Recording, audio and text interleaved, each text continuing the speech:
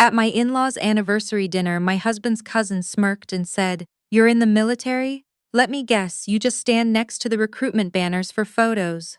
Then his uncle leaned across the table and asked, very quietly, "What's your call sign?" Nobody at that table breathed for a second. My name doesn't matter as much as what they thought it meant. I'm 31.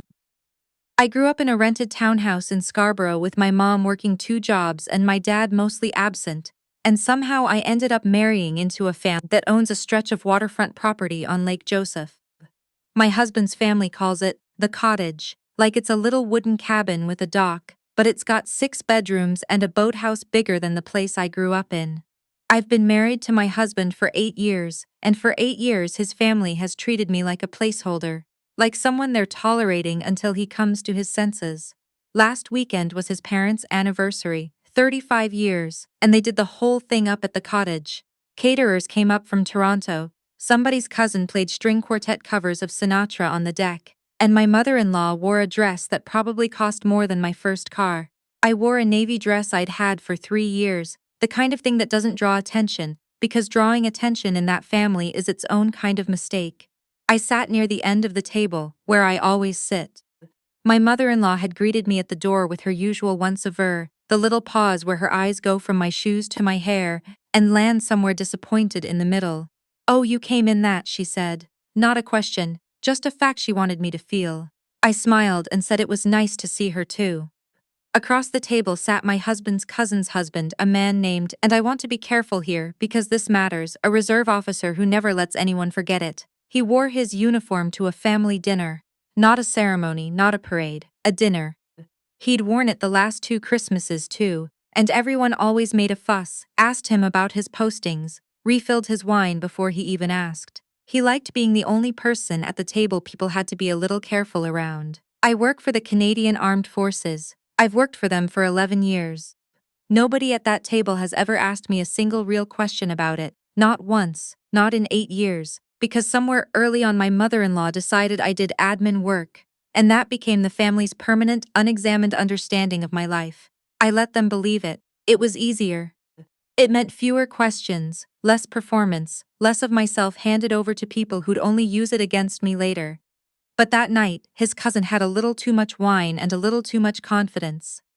She turned to me partway through the second course and said, loud enough for the table, "You're in the military, right? What is it you actually do over there? Drive a desk? Hand out pamphlets?" A few people laughed, the easy laugh of people who already know the punchline they want. Her husband, the reserve officer, leaned back in his chair enjoying it. "Let me guess," he said, swirling his wine. "You're in transport logistics, somebody's got to schedule the buses." More laughter. My husband's hand found my knee under the table, a small pressure that meant don't, please don't, not tonight, not at my parents' anniversary, so I didn't. I picked up my water glass and I smiled, the smile I'd perfected over 8 years of these dinners, the one that costs me nothing on the outside and everything underneath. That's when my father-in-law, who almost never speaks directly to me, set down his fork. He's a quiet man, the kind who watches more than he talks, and I think on some level he'd always sensed there was more to me than his wife's version of me. He looked at me for a long moment, the kind of look that makes a table go still even before anyone understands why. "What's your call sign?" he asked. The string quartet kept playing out on the deck. Inside, nobody moved. I want to explain why that question landed the way it did. You don't get a call sign handing out pamphlets. You don't get one behind a desk. A call sign is something your unit gives you, something earned in the air, in training, in the particular kind of trust you build with people whose lives depend on you doing your job exactly right, every time, with no room for almost. My father-in-law had been in the reserves himself decades ago, long before any of his children were born. He knew exactly what that question meant even if nobody else at that table did yet. I set my water glass down. "Hawk," I said. "They call me Hawk." For a second nobody reacted, because the cousin's husband was already smirking, already opening his mouth to make it a joke. "Cute," he said. "Did you pick that yourself?" "No," my father-in-law said. Before I could answer, his voice had changed. Gone quiet and careful in a way I'd never heard from him. "You don't pick your own call sign. Somebody earns it for you." He was still looking at me. "What do you fly?" The table actually went silent then, the real kind, the kind where you can hear the ice settling in somebody's glass. 148 Cyclones, I said. Search and rescue mostly. Some maritime work off the coast.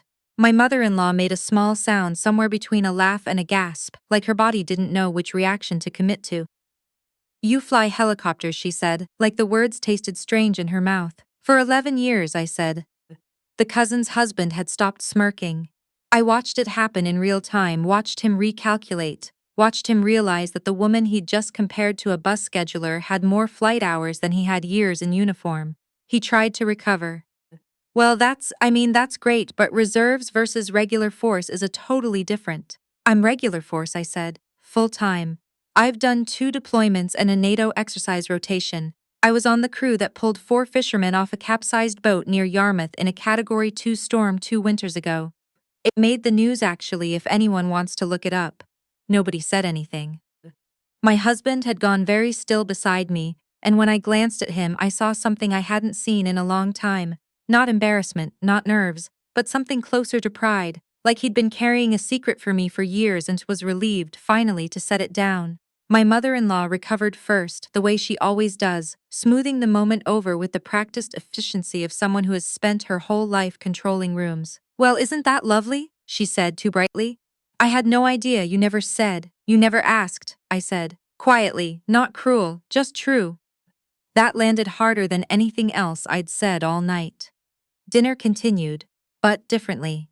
The cousin's husband didn't speak again for almost 20 minutes, just pushed food around his plate, occasionally glancing at me like he was trying to reconcile 2 different people in his head. The cousin herself kept starting sentences and not finishing them. My father-in-law asked me question after question for the rest of the meal, about the cyclones, about training, about the rescue near Yarmouth, leaning forward the way you lean towards someone you've just realized you've been underestimating for a decade. It wasn't an apology. He's not a man who apologizes. But it was something, and after 8 years of being invisible at that table, something was almost more than I knew what to do with. I should tell you the part that came after, because the dinner wasn't actually the end of it, and the family being embarrassed for one night isn't really what this story is about. 3 weeks later, my mother-in-law called me. Not my husband, me. That alone told me something had shifted.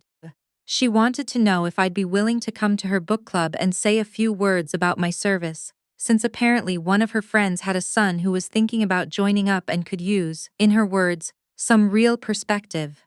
I almost laughed at the phone, because for 8 years this woman couldn't be bothered to ask me one real question, and now she wanted me as a guest speaker for her friends in Rosedale.